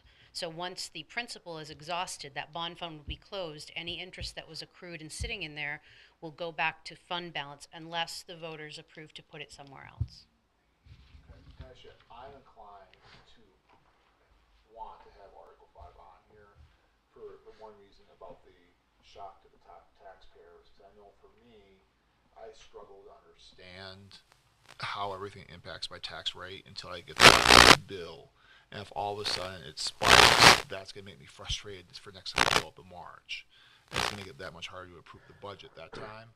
And then my other thing is I apologize. No, not then, at all. I and didn't then, interrupt you. And then my other thing is I feel like we, as a district, we are on the cusp of doing some really awesome things and changes that are going to be really good. And I want to make sure that we have the funds available to make any improvements that we need to fulfill those things. I do feel like budgets in the future are going to be very difficult for a number of reasons. I feel like this might be our last crack for a little bit. I guess my thought is, I understand totally what you're saying. The reality in the last 3 years is we've returned $1 million or plus every single year. Am I close?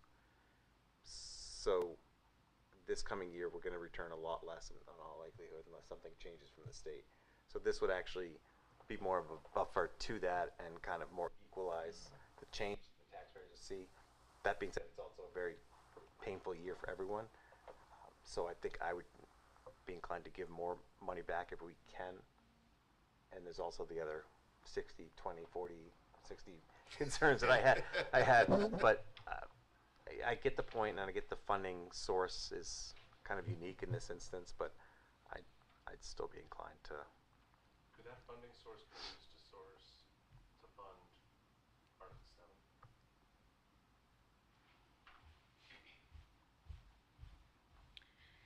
7? The money You can sit in a closer chair if you'd like No, to.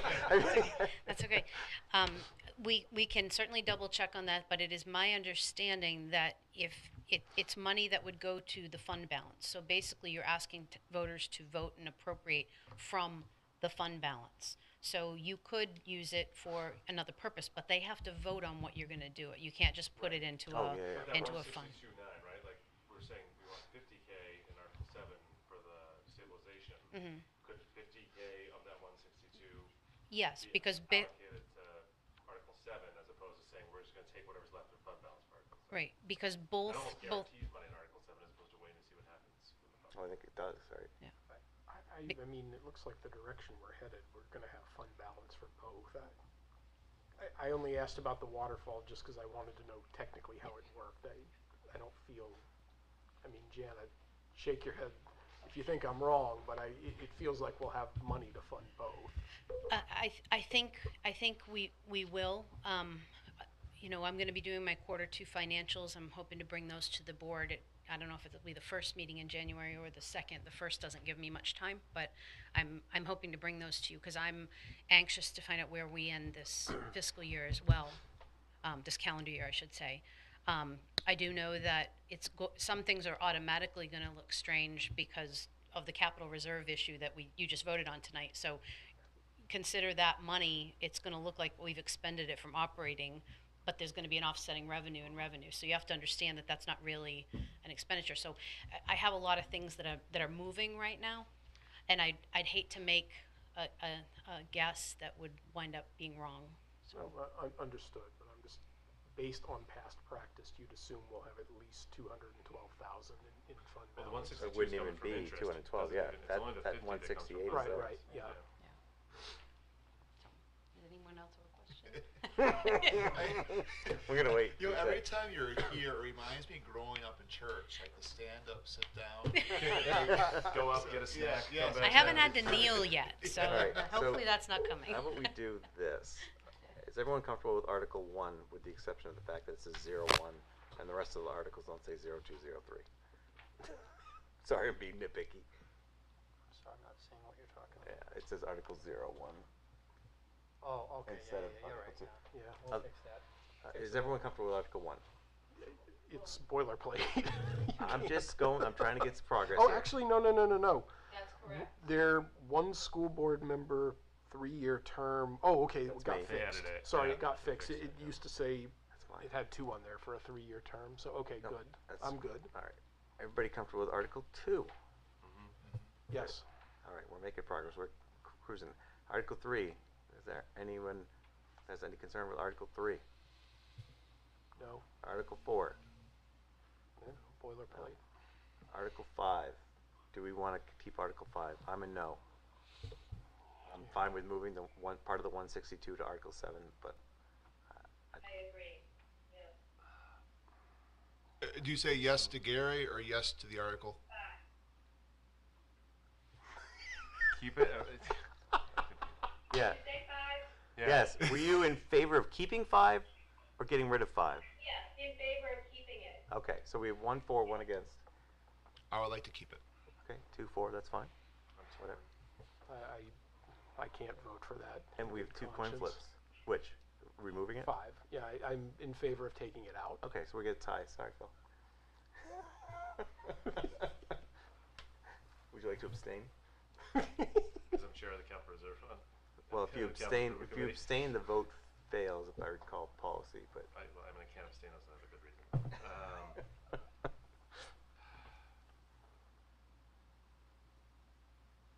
I'm torn because I see the value in saving the money. no, absolutely. It makes like a good, sound, prudent fiscal Yeah, sense. absolutely.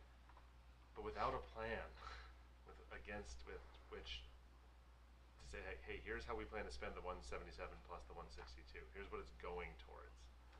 Like Well, the 177 is probably going to be gone.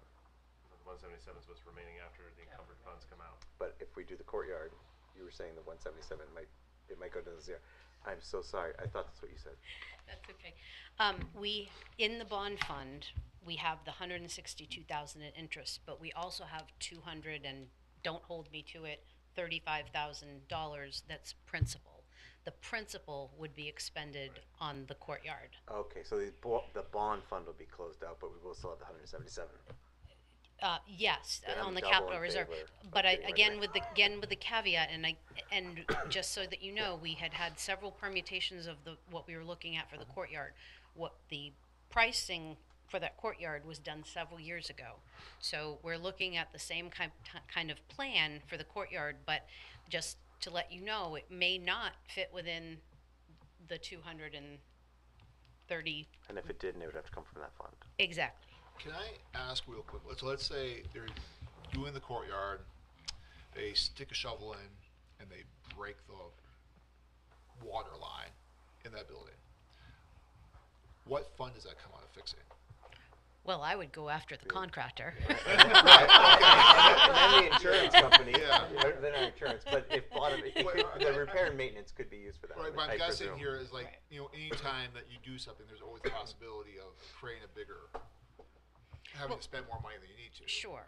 Does But keep that- in mind, that's a newer space, right? So that's a very new space. But- It was created. But if something did have it would be the repair and maintenance fund. If something, we caused a repair issue, and Right. we couldn't remediate it in some other way, comes to or shove. recover the funds. Right. Yeah. Right. Which I Much think is what bigger you're risk in basically the asking. courtyard Yes. is you put the shovel in and you find ledge, like you did when we put the elevator in. Then that's an Right, improvement. that's exactly, that is exactly the contingency. So, we're presuming that this was, the school was built and when they did their site work, that this was all planned and thought out. But if you have this money set aside, you get your contractor in there and they start digging and they hit ledge, then all of a sudden that 230 something that I'm hesitating to put a number on because I don't have it in front of me, may not be enough to finish your project. I think So we have a water feature at that point. yeah, or you have a Right. hole Yeah. and get some goats. Or something, yeah. Well, people do goat yoga. We could have goat education. There you go.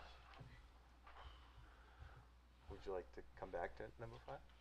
Yeah, let me think. All right. It's not going to be long. Number 6. I'm good with 6. Everybody good with 6? I'm good. All right. Article 7. Yeah, I think Dan's right. It does serve a purpose, and I guess I'll concede. Article 7. We have 2 Article 7s. Okay, we probably want an Article 8. Article 7, the first Article 7, I'm fine with. And the second Article 7, that's true, you may have thought ahead. I object to the second Article 7. We've never transacted any other business Yeah. in a public meeting. Can I ask something about 5? Now that we've done that? Absolutely. So 7's good, right? We're all good with Everybody's good with 7? good. 7, first 7? Yes. Yeah, okay. As long as you are. Well, I mean, I'm good. it doesn't matter, you'd be it. the Doesn't matter to me. I minority voted anyway. Yeah. That's fine. Let's do it. No, never mind. With 5, I know, Todd, you said, like, you've got a list in your head, right? Like, if we really did, like, say, like, what are the, like, next school improvements that are, like, on tap, looking forward? Like, what, even, like, back of the envelope, what are we looking at? The CIP was, let's see, the carpets will be taken care of? That's all done. Those are already taken care of. It's future, I'm thinking. There's a, The roofs, the turf field. Turf. Well, the turf field was like repair Yeah. and maintenance. It was roofs. Extended and it parking. It was scheduled replacement of HVAC equipment, because remember, we replaced a whole lot of HVAC equipment with the bond, and we have to plan for that type of Which is, obsolescence. but when I think about repair and maintenance, though, then I add the 2, since they both have repair and maintenance. It's how much is in the other one here? 170, so it's 500 and 177. 677 round numbers. And I'd like to point out that It's in less the than that, I know, fall, Janet. I'm sorry. I like when in the fall Dan mentioned about the soccer field, that there were, that looks like some maintenance, and then Todd just mentioned at the beginning of the meeting about sitting down and talking to Amy about what the rec and the school could Certainly really be the- at dealing with the fields. The infield, certainly, there's the expanded parking we've talked about across the street, the Perkins building, which I don't know if we can even do anyways due to wetlands, but I'm trying to think, was there anything else? One of the things to keep in mind down the road, the town is doing a facilities study, and I know over the summer when Steve and I were talking, he said, hey, just so you know, we're doing a facilities study, and that might have an impact on our office, our SAU office space. So it's just something to think about down the road. Where, Are you it's gonna already be in a refrigerator started. box? Well, they're beginning their facilities study. Kick us out. Well, no, because it would have been great to kind of tie into with them. I mean, the reality is this building needs a lot of work. It's old, it's cramped. But I think you're talking about space, right? Right. I mean, their issue, at Well, least right now, is that's where it goes to is Right. third floor space, right? and then we're in a position of looking for a new home potentially. And Exactly. Yeah. Man, town kicks us out of here. Handcuff myself to a radiator. Now, that being said, the town does have spaces that they've Absolutely. offhandedly talked to me about. None of them are perfect. And I say that not because I think it's an imminent fair. I mean, believe me, I think that we have a great relationship working with. It's more just that might be something when we mentioned the annex building, is it possible that we might need to do something on that space that might be an SAU office space or something? It would need to be a very narrow and tall space. Just putting it out there. Just putting it out there. 10-story, 20 just by trying to, 30 SAU. Trying to find a middle ground here, right? Like, is there an amount in my head, or like, where it's like, it's like taking the whole 162. Like, is there a reasonable amount that I'm like, okay, like based on the things we're talking about, we're gonna spend some. You know what I mean? 162 is not going to cover. It'll cover infields. No, I know. It'll. I don't know if it would cover soccer field maintenance. Feels intuitively unlikely. Yeah, I don't know if it would cover the roof. Probably not. Come closer to that than Well, no, but the soccer 162 plus the 177 plus the other, like, it's how is all of that, the totality of that being spent? Well, it depends on how we define repair and improvement, right? At that point, right? Because repair and maintenance is very limited. I don't think. What I'm trying to do is logically twist I my know brain you are. I to know be you able to support this. That's what I'm trying to do. Is it I new think SAU repair the maintenance? bottom line, Phil, I think is we don't, at this point, we don't specifically have it mapped out. Yeah, So we know that, I'm not gonna yeah. give you that. But we do have needs that will cost money at some point in the future. And the dollar we save now is better than the dollar we try to put away a year from now when we have less. So that's the only argument that I would make here. Which is a solid argument. Certainly.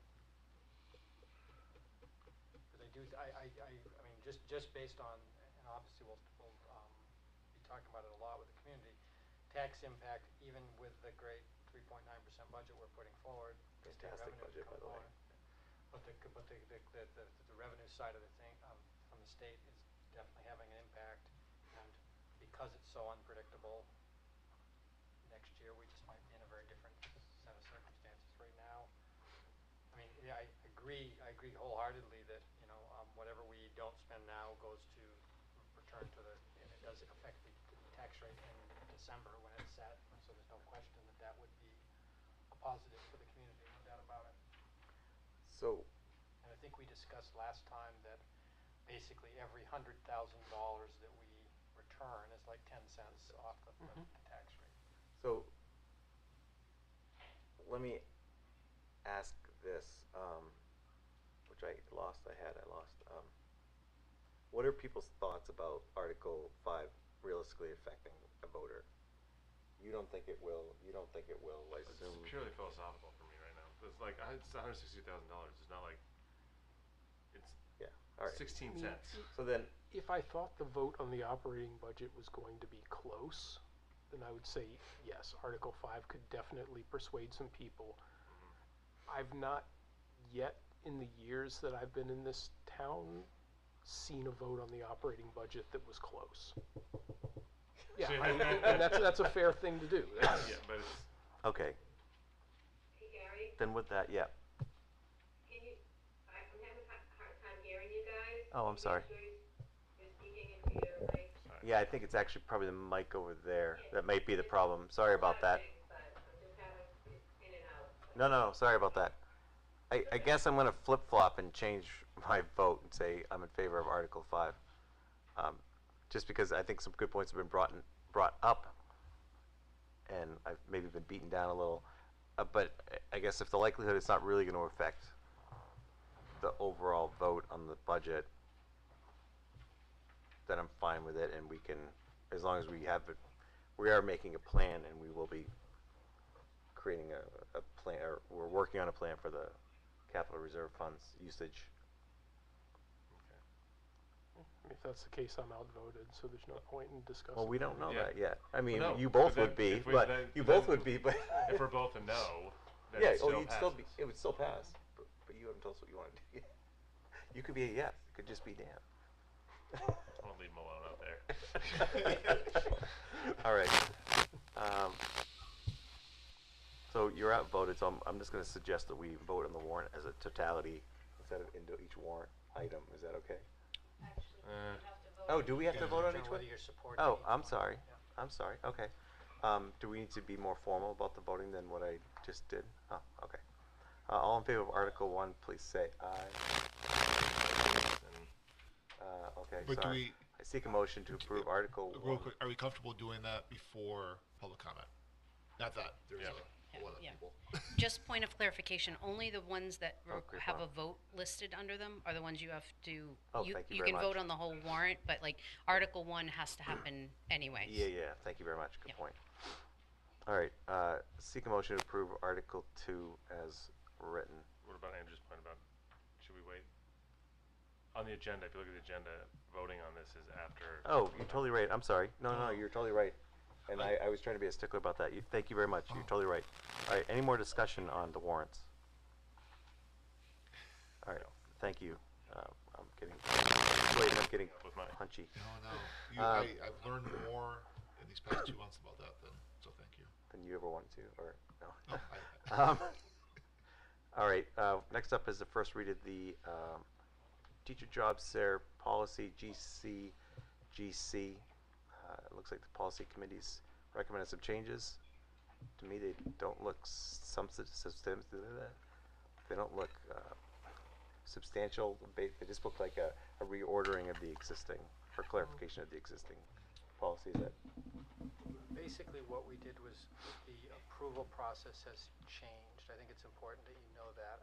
okay. The job share policy as written requires if a proposal for a job share is brought forward by March 1, the board then is presented it and it's a board decision. This policy as written still maintains the March 1 deadline, but it goes to the principal, and if the principal supports it, it's then brought to the superintendent. If the superintendent supports it, it is then brought to the board. So it doesn't just go straight to the board. It requires administrative decision-making and a recommendation for the board to act on it. Thank you very much. I would suggest that the his, her are changed to their throughout the document. Is there, just for clarification, so what will ultimately, we maybe not even vote tonight, but we're voting on the policy, not the cover memo, right? We're not voting on anything tonight, right? True. Yeah, It's just the first read. yeah, I'm just, like, typos in the cover memo aren't really relevant to the discussion. Great point. Okay. Thank you, Dan.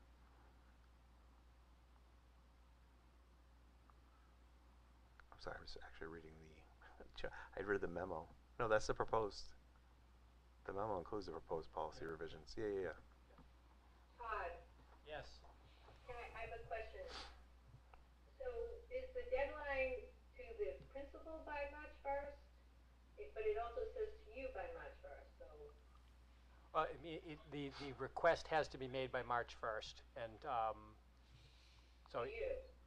Yeah, to me, but the principal has to be in support of it for it to advance beyond the building. Okay. So That is a little unclear now that Amy brings it up.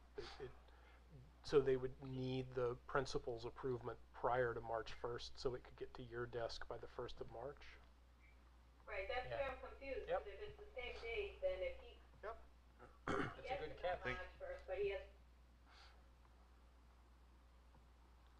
So Dan, just clarification on page 20 and 21. That is basically the policy. That's the current policy. No, page 22 is the current policy. Oh, sorry. Page 2021 is the proposed Oh, I see. policy. Yeah. But the It's just the what memo. looks like a policy is the current policy. Correct. Sorry, did you not hear me? No. We did. He agreed, Okay, and he's going to amend that. okay. Thank you. Yeah. So if there are any typos in that, you probably should point them Well, out. it's just consistency of, like, if school board is going to be capitalized with a space in the middle, just do that throughout. I suppose just creating a date when it goes to the principal, right? We have a date for when it goes to superintendent, just creating a date for it to go to the principal. Sorry, I didn't catch that during the conversation of policy committee. All right. Any more discussion? I just want to say that I think this puts the onus of the work on the administration where it belongs, rather than going 0 to 60 to the board. Yeah, that was always a little odd. All right, great, thank you. Moving on, public comment. As Andrew pointed out, that I neglected 3 times. I'd like to open floor to public comment at 6:49 p.m.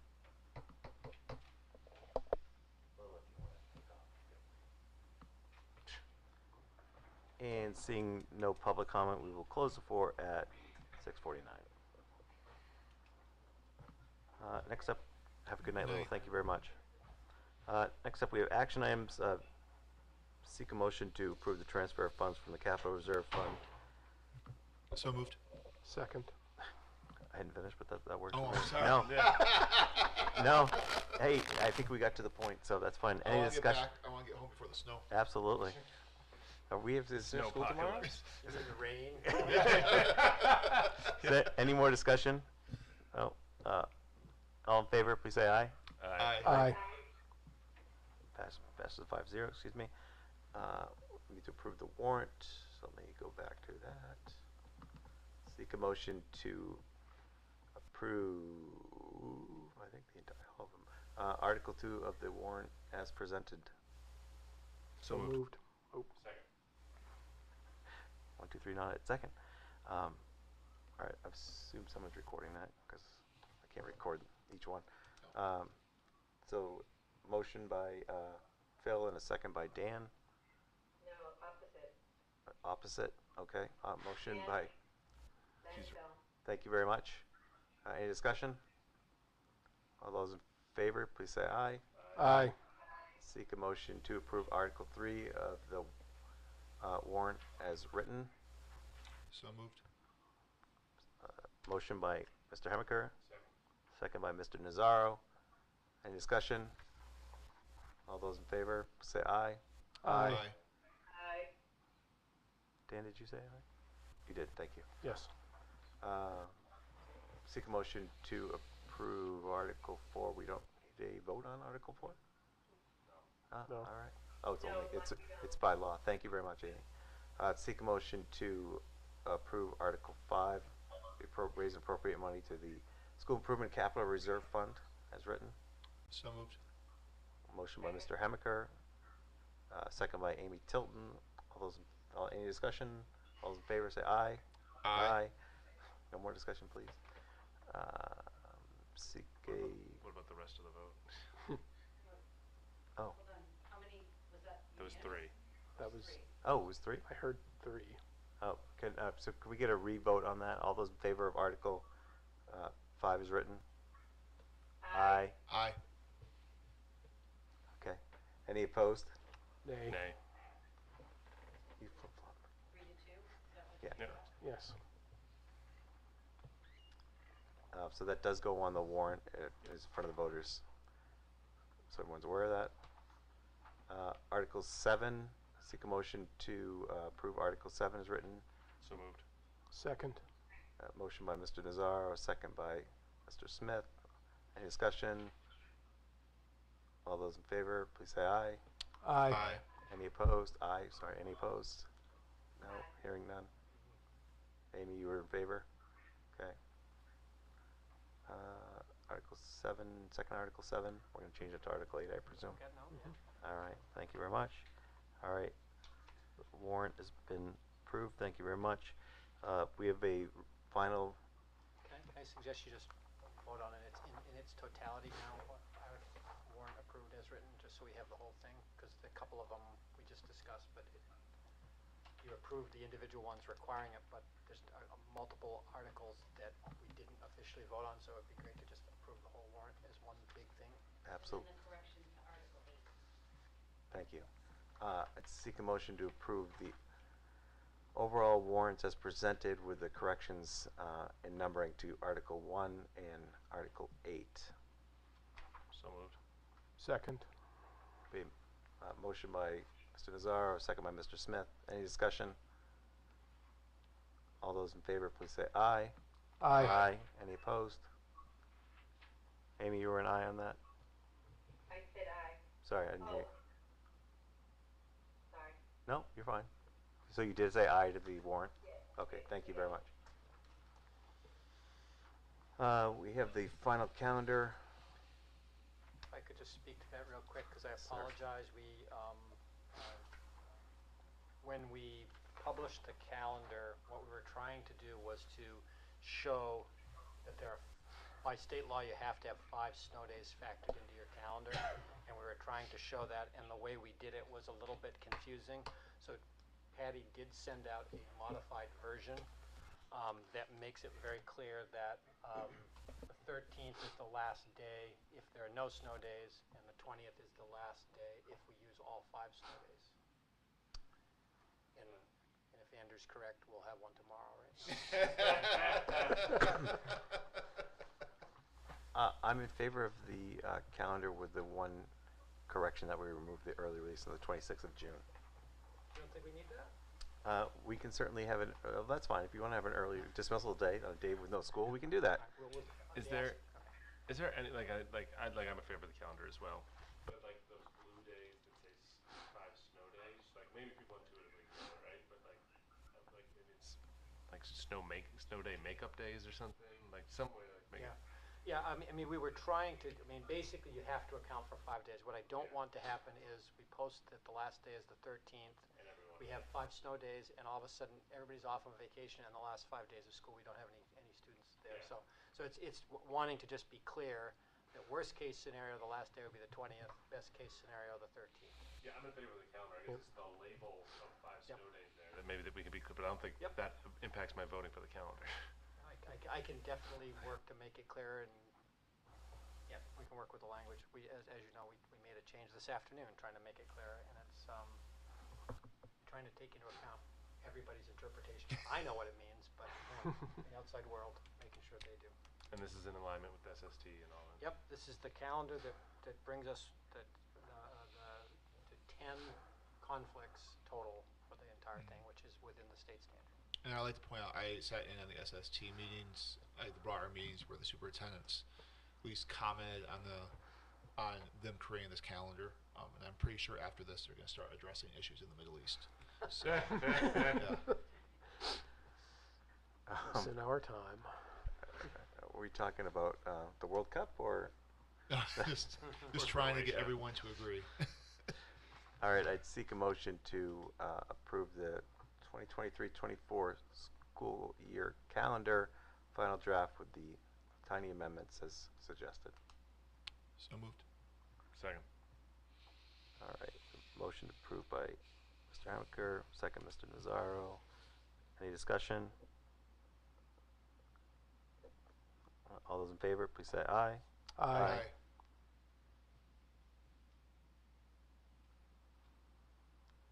Amy, are you there? She's frozen. You seem to be slightly frosty. Frozen.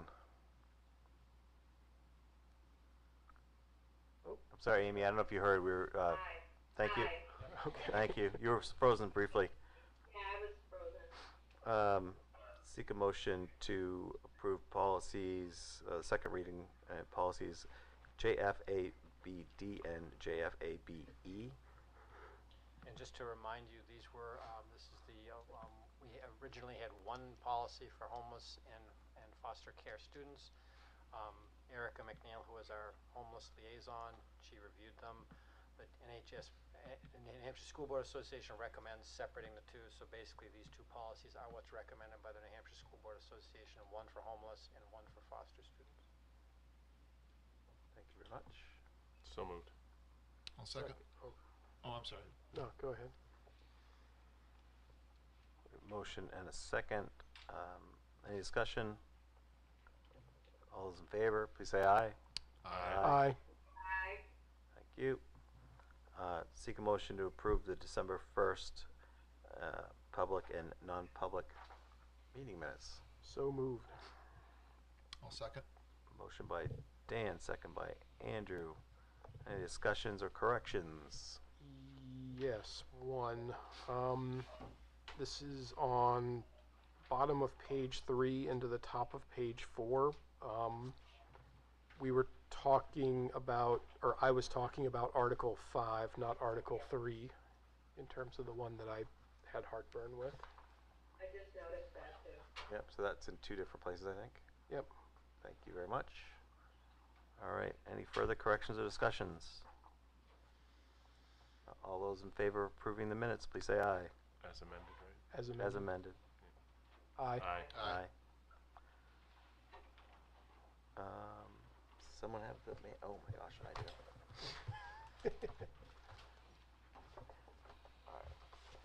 I move we approve the December 15th manifest totaling $700,631.67.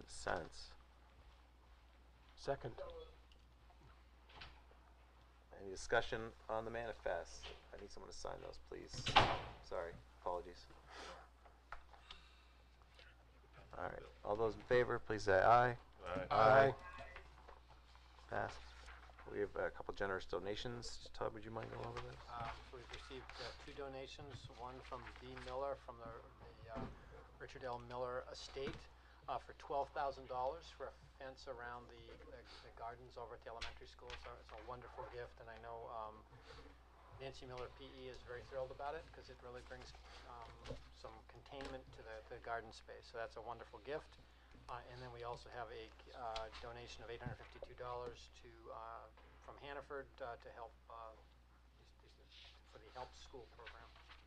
Yeah, obviously the Hannaford donation is fantastic, and the Miss Miller donation on behalf of her husband's estate of Mr. Miller is beyond incredible, beyond generous. So thank you both very much. I seek a motion to accept those donations. So moved. Oh, second. Amy Tilton, second. Dan Smith. Any discussion? All those in favor, please say aye. Aye.